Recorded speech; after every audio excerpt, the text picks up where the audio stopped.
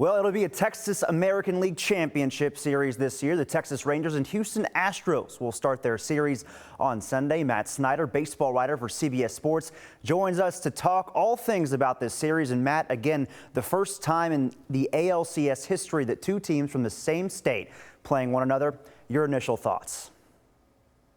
It's a lot of fun, and I think that there's going to be a lot of social media back and forth between a lot of the fans. Hopefully no incidents in the stands between the two fan bases, but I get the feeling that these two fan bases already loathe each other, and that's only going to ratchet up during potentially a 7-game series. It's going to be a lot of fun.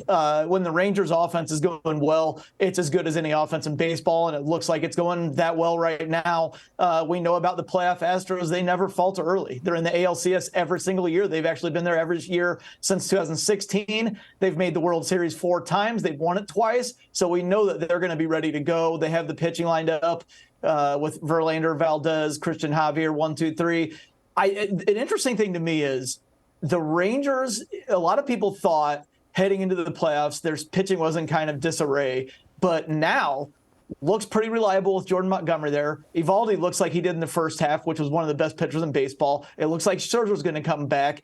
And the way Game 1 operated with Haney and Dunning kind of teaming up, looks like the rotation's great for the Rangers. So this one's going to be two Titans squaring off. And I do think a lot of people are surprised the way the Rangers have played, especially with how the regular season finished. Again, squandering an opportunity to win the division. Of course, they then have to go on the road in the wild card, play 4 games on the road to start the postseason, win them all. They're 5-0. Are they the most impressive team that you've seen so far in the playoffs?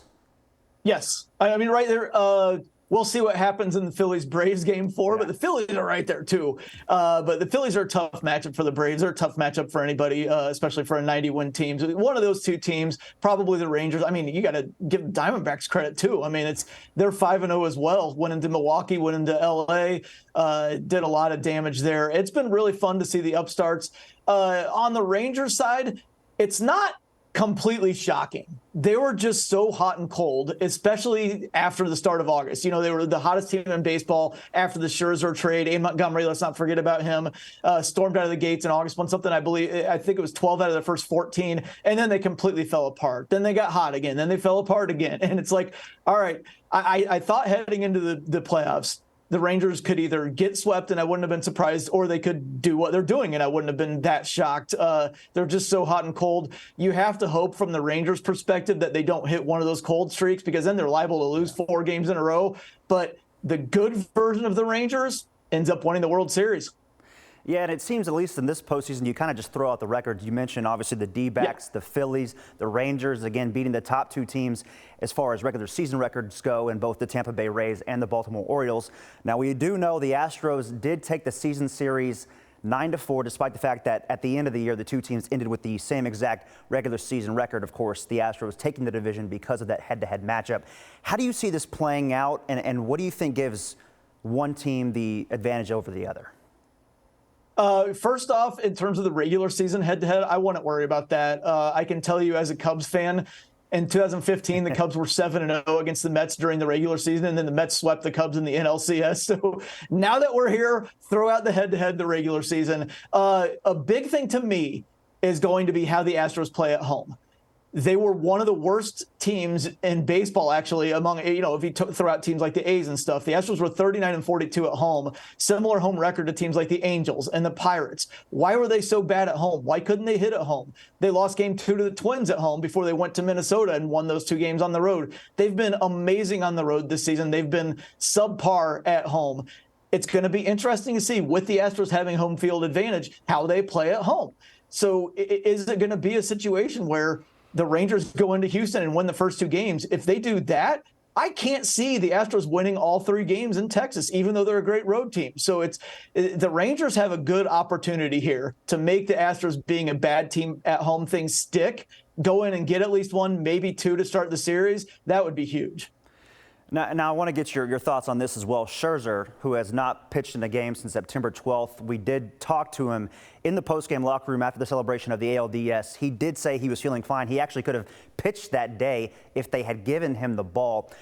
What do you see his usage in this upcoming series is if he is available to pitch? Does he start a game? Does he come out of the bullpen? I know things are a little different when you get into this 7-game series. I think he's going to start, and I think they're just going to see how he goes, and I think they're going to hope that he's full go Mad Max, and he very well could be. You look, this is a guy who, in the 2019 World Series, he had to be scratched from a start in Game 5 because he couldn't even get up. His back was so badly hurt. He ended up starting Game 7 3 days later. So if he can physically go, he's going to go as long as he can, as hard as he can. He's going to empty that tank. So I'll predict right now that he starts Game 3 and he throws, I'll say 5 innings and throws really, really well. Gotcha. All right, I got to put you on the spot for the state of Texas and here at DFW. Who do you have winning the series and in how many games? I'll say 7. I'll go with the Rangers. Game 7. I'll stick with that. There's something about the Astros at home this year. I don't know what it is. I don't know what's going on. They had a series late in the season where they got swept by the Royals of all teams at home. They lost 2 of 3 to the A's of all teams at home. There's something broken with them at home. They even lost Game 2 to the Twins after they won Game 1 in this past series. So I'm going to say that there's a lot of back and forth and it goes 7. And ultimately the Rangers win Game 7 in Houston to advance to the World Series. Awesome. Thank you so much for joining us, Matt. That's Matt Snyder. Of course, you can catch him on CBS Sports, writing all things baseball. Hopefully, I know for Rangers fans, hoping to finally get back to a 3rd World Series.